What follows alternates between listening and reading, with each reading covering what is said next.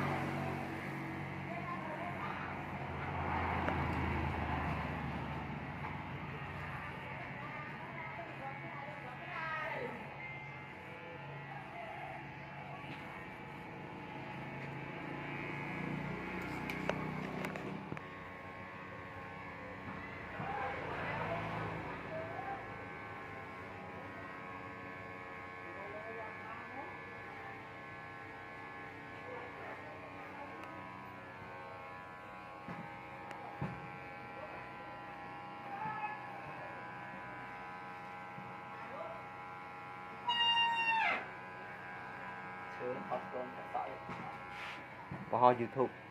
khá ban lùi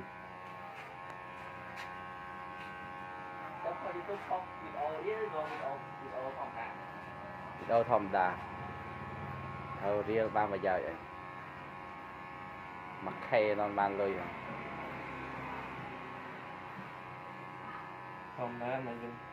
thòm đá video về riêng clay mà này ti cho khóm riêng nông không nên bây giờ cho mình liên view không mà đá mát man tự